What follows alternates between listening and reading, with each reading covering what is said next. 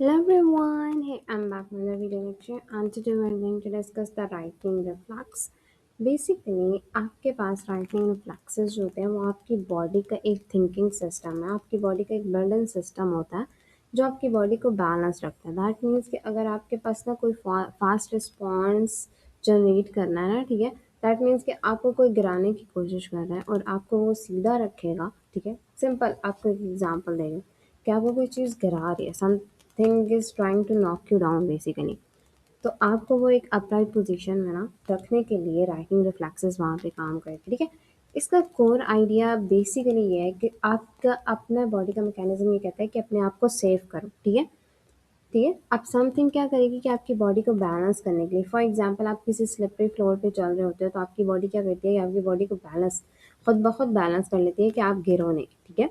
So your body does not wait for think about what to do, ठीक है। Instead वो एकदम से आपके पास एक ट्रिगरिंग रिस्पॉन्स देती है ताकि आपका जो बैलेंस है वो इक्विलिब्रियम में रिस्टोर रहे, आपकी बॉडी जो सेंटर ऑफ ग्रेविटी है वो एकदम से आपको गिरने से प्रिवेंट करे, ठीक है। Simple as that. आपके फ्लोर पे पाँव को इस तरीके से रखती है, इतने स्ट्रांगली रखती है कि आपको गिरने से रोकती है। These movements happen without conscious thought, ठीक है।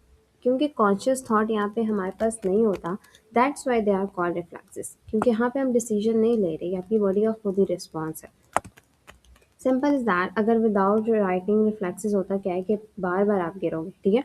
लेकिन राइटिंग रिफ्लेक्सेस के साथ क्या होगा कि आप नहीं गिरोगे, ऑटोमेटिकली आप उस पोजीशन में इजीली मूव कर जाओगे। फॉर एग्जांपल मैं कहती हूँ जैसे स्लिपरी फ्लोर की हमने बात की, हम चल रहे हैं, ठीक है, तो कुछ लोग गिरेंगे और कुछ सीधा सीधा चलते रहेंगे। अब उनका राइटिंग रिफ्लेक्स ऐसा नहीं है कि हर हर बंदा गिरने की जो वजह होती है उसमें राइटिंग रिफ्लेक्सेस की कमी थी।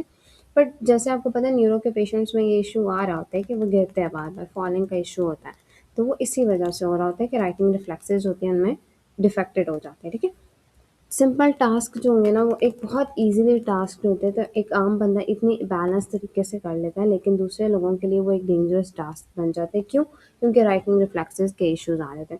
फिर इसकी वजह से अब एक जो आपके बॉडी के अंदर बिल्ट इन प्रोटेक्शन सिस्टम है ना, वो कुछ लोगों के लिए इतनी हाई रिस्क इंजरी बन जाएगी अगर राइटिंग रिफ्लेक्सेस नहीं होते, ठीक है। बार-बार गिरेंगे तो ज़ाहिर-सी बात है आपकी बॉडी में चोट लगेगी, बार-बार इस चीज़ को अफ़ेक्ट करेंगी। सो सिंपल एक बेसिक मैकेनिज़्म है, ठीक है।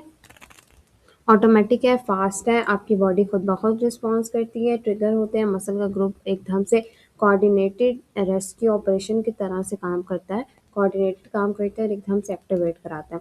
प्रोटेक्टिव मैकेनिज्म है, आपको फॉल्स और इंजरी से प्रिवेंट होने के लिए बचाता है और सिंपल एज दैट कि फिजिकल थेरेपी में इसलिए क्रूशियल है क्योंकि आपको पता है हमारे पास बैलेंस के डिसऑर्डर, न्यूरो के डिसऑर्डर्स बहुत ज़्यादा होते हैं, तो हमारे लिए इसके